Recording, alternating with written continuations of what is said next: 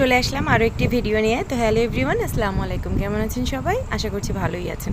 আলহামদুলিল্লাহ আমরাও ভালো আছি। তো এই জায়গাটা এত বেশি সুন্দর ছিল, এই জায়গায় অনেকগুলো গাছ ছিল, এখানে অনেকেই গোসল করতেছিল, আর বিশেষ করে ছেলেরা এখানে গোসল করছিল। আর এই জায়গাটা কিন্তু এক টুকরা রাতারগুলের মতো লাগছিল সিলেটের। তো ওই জায়গাটায় আমরাও চাইছিলাম যে থামবো, তো আপনাদের ভাইয়া এখানে থামালো না, যেহেতু আমাদের সাথে আরও অনেকেই ছিল, অনেকগুলা কাজিন ছিল, তো এই কারণে আর এখানে নামা হয়নি। ওখানে অনেক ছেলেরা ছিল। আর এই যে আমাদের নদী হাওর পথ কিন্তু এখনও শেষ হয়নি, হাওরের রাস্তা এখনও শেষ হয়নি। এখানে কিন্তু 2 ঘন্টা লাগে যেতে ট্রলারে। তো আপনারা যদি এখানে যেতে চান বা ট্রলারে উঠতে চান, ট্রলারে কিন্তু আগে থেকেই ভাড়া কত বা তাদের থেকে জেনে নিয়ে তাই উঠবেন। আসলে ওনারা অনেক বেশি ভাড়া চায়, আমাদের কাছে 3000 টাকার মতো চেয়েছিল। আমরা আসলে পরে 1700 টাকার ভিতরে কন্ট্যাক্ট করি। তারপরে এখানে যে আমরা চাঁদের গাড়িতে উঠে পড়ি, চাঁদের গাড়িতেও সেম একই অবস্থা, অনেক বেশি ভাড়া চায়। তো এখানেও সেম একই অবস্থা করেই জিজ্ঞেস করে 700 টাকার ভিতরে এখানে ভাড়া করি। তো এটা ওখানে নিয়ে যাবে, নিয়ে গিয়ে 15 মিনিট থামবে, থামার পরে আবার আরেকটা স্পটে নিয়ে যাবে, সেখানেও 15 মিনিট থেমে এই গাড়িতে করেই আবার নিয়ে আসবে।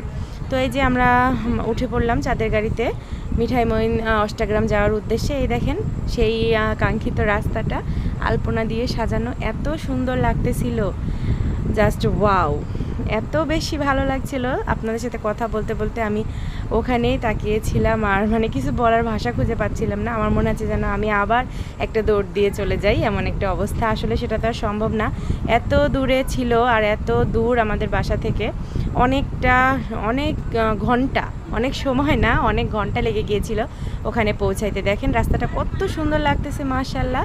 আসলে প্রকৃতি কিন্তু অনেক সুন্দর, দুই পাশে হাওর আর মাঝখানে এই যে রাস্তা, এইটা দেখার জন্যই কিন্তু দূর দূরান্ত থেকে মানুষ ছুটে আসে। আর আমারও অনেক দিনের ইচ্ছা ছিল যে এখানে যাব।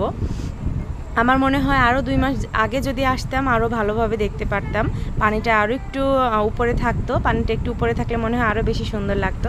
যেহেতু এখন বর্ষার সিজন শেষ, এখন পানিটা অনেকটাই কমে গিয়েছে, তাও ভালোই লাগছে, একেবারে খারাপ লাগছে না।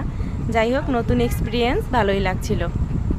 আর আর নেক্সট ভিডিওতে কিন্তু দেখাবো যে আমরা ওখানে গিয়ে কি করলাম, নেমে কি করলাম, কি ভিডিও ছবি নিলাম, কি খাওয়া দাওয়া করলাম। আর ওয়ালিদ ও অজিত তো ভীষণ মজা করছিল, আরও সবাই যারা গিয়েছিল তারাও যার যার মতো মজা করছিল। আসলে এই জায়গাটা বলার বাহিরে, বলার কোনো ভাষা নাই, যে যাবে সেই বুঝবে, এত সুন্দর। আর অনেক দিন থেকেই আপনাদের ভাইয়াকে বলছিলাম যে এখানে নিয়ে চলো, তার সময়ই হচ্ছিল না, আর এত দূরে দেখে যেতেও চাচ্ছিল না বাচ্চাদের নিয়ে। ওই যে বললাম, হাওড়ে নদীর পথে অলিদ অনেক বিরক্ত করে, এই কারণে আপনাদের ভাইয়া ভয় পাচ্ছিল। যাই হোক, বাকি ভিডিও নেক্সট ভিডিওতে দেখাবো।